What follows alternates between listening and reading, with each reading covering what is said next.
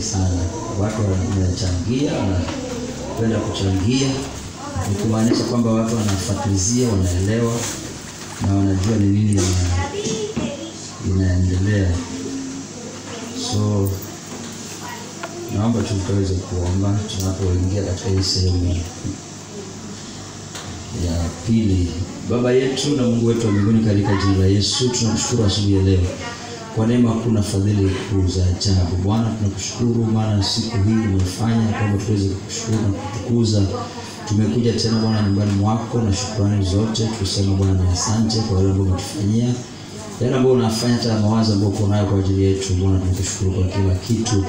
Tunaposhiriki neno lako Bwana, umelifananisha na mvua, umelifananisha na nyundo, umelifananisha na mkate, na katika hali yote, katika sura yote ile ambayo Bwana umeruhusu asubuhi ya leo kupita kwetu, naomba ukatusaidie kukomaa, kukua na kukomaa katika mambo ya roho, ili Bwana kwa kufanya hivyo mtu wa rohoni azidi kuandaliwa kwa ajili ya kurudi kwa Yesu mara ya pili. Nami ninaamini kwamba hiyo umefanya na utazidi kufanya kwa utukufu wa jina lako, maana kwa Yesu Kristo Bwana wetu napata kuomba nikiamini. Amen. Naomba tumkaribishe mwenzako tafadhali kwa niaba ya mtu karibu katika ibada zetu ya leo. Maybe you have never met. Karibu sana. Probably hamjakutana. It's good to catch up. Good. Basi kwa wale ambao walikuwa, nafikiri juzi ndio ilikuwa mara ya kwanza. Ndio ilikuwa mara ya kwanza kuanza hili somo. Na full kwa tarehe ngapi kama mtu nakumbuka? Kwa tarehe 9th. So niko na Jumapili tu tatu kushughulikia hii fundisho, na nafikiri tulielewa ni wapi lilichipuka hili fundisho wakati pastor akifundisha juu ya funga na kuomba. Hapo katikati ikachipuka haya maneno, tukasema ikiwezekana tuweze kuangalia juu ya msamaha. So nashukuru Mungu kwamba we are there. Na nilitangulia kusema kwamba msamaha ni huduma ya uponyaji, forgiveness as a healing ministry. Na kitabu chetu cha msingi ambacho tumekuwa tukiangalia, it is James 5:16. James 5:16 and not James 5:19. I will correct kwa mtandao wetu, kwa nimeka James 5:19 kama umechunguza wala ambao wanacheck. It's supposed to be James 5:16 and not 19. Anasema kwamba ungamaneni dhambi zenu ama makosa yenu mmoja kwa mwingine, ili kwamba na mkaombe ili kwamba kwa kufanya hivyo ukaweze kupona. So I'm looking at forgiveness as a healing ministry, ya kwamba katika area nyingi za maisha tunahitaji uponyaji, na uponyaji hautakuja kwa sababu tumepewa dose na daktari hospitali, ama tumepewa herbal drugs, ama tumepewa kitu kingine, lakini kumbe kuna siri katika msamaha. Kama vile Yakobo anasema, Yakobo 5:16, kiziungama makosa yenu mmoja kwa mwingine na kuomba, basi nanyi mtapona. Kumaanisha kama kuna power in forgiveness, there is power in forgiveness. So tunasema msamaha ni dawa tosha. Tulisoma hiyo Yakobo 5:16, pia tukasoma Waebrania 12:14 kwamba msamaha unasababisha amani katika maisha ya mtu, na ile amani inasababisha utulivu, na utulivu unapokuja unaweza ukapona katika mambo ya rohoni na hata pia ya mwilini.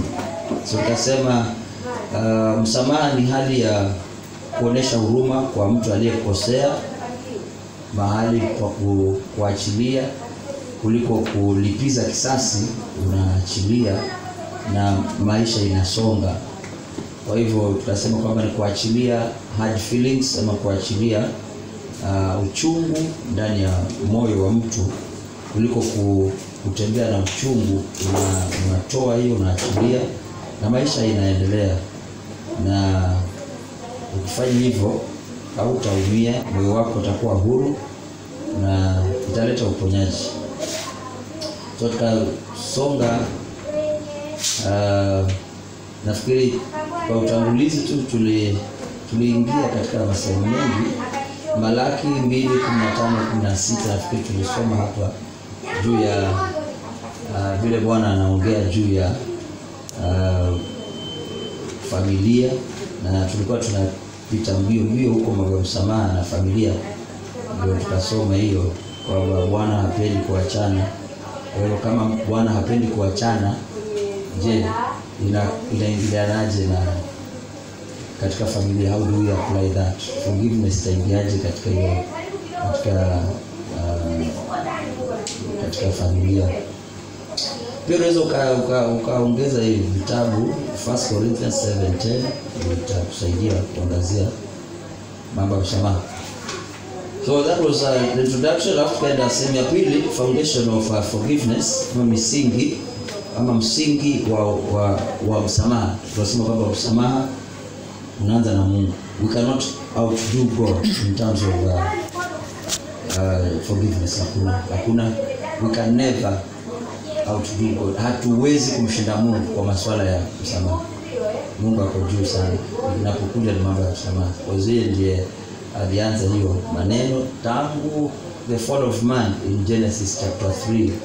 Akaanza mpango wa kusamehe mwanadamu mpaka leo hii anaendelea. Hata Kristo Yesu akikuja, tayari picha yake ilikuwa imekuwepo huko nyuma. Unakumbuka zamani watu walikuwa wanachinja kondoo ili wasamehewe, na hiyo ilikuwa ni mfano wa Kristo. Kile alipokuja Kristo akawa kafara ya mwisho, na hatuhitaji tena kuchinja kondoo ili tusamehewe. Hiyo story iliisha na Yesu, na tunapata msamaha kwa neema. So tukasema kwamba msingi wa msamaha ni Mungu mwenyewe. Yeye ndiye mwanzilishi na yeye ndiye anatusaidia. Ndio maana tunasema kwamba kama fundisho limeanza mwanzo wa creation, limeanza mwanzo wa uumbaji mpaka pale tulipo leo hii. So ni pana na lina uzani na uzito mwingi, sababu limeanzishwa na Mungu mwenyewe, na maandiko yamejaa mengi kuhusu msamaha. Na ndiposa kwa haraka tu tukapitia Yohana 3:16. Tukasema kwamba kwa maana jinsi hii Mungu akaupenda ulimwengu, tukaulizana kwani kulikuwa kumekuaje mpaka akaupenda. Inamaanisha kulikuwa na vitu havijakaa vizuri, na si kitu kingine bali ni dhambi, na Mungu akaupenda ulimwengu pamoja na shida zake, na akamtuma Kristo akatuokoa. But before that, kumbuka kabla Yesu akuje, watu walikuwa wanasemea kwa mtindo mwingine tofauti wa ghali sana. Mimi na hesabu ni wa ghali, maana ilibidi utafute kondoo ambaye hana mawaa, hana kasoro yoyote, na sira hizo kumbuka chinjwe. Na hiyo tambiko zilikuwa ziko so elaborate kiasi cha kuwa kama kitu kimoja kienda kombo, msamaha wako haupatikani. Lakini Yesu akakuja, maana aliona hizo tutamaliza kondoo zetu na mbuzi wetu, akaona at least tusaidie tupate kondoo wa kuchinja kwa Christmas. Otherwise it was so difficult those days, na mshua kama ingekuwa mpaka leo inaendelea, wengi hatungesamehewa, na hata mbuzi wa kuchinja hatuna, na vitu vya namna hiyo hatuna. So tunamshukuru Mungu kwa Kristo Yesu aliyekuja na akamaliza mambo ya makafara ili tusamehewe. So nataka leo tuingie katika sehemu ya pili, ambayo ni vitu ambavyo vinahitajikana ama vinatakikana katika msamaha. Nataka tuangalie vitu vitatu ambavyo tunavihitaji katika msamaha. Requirements in forgiveness.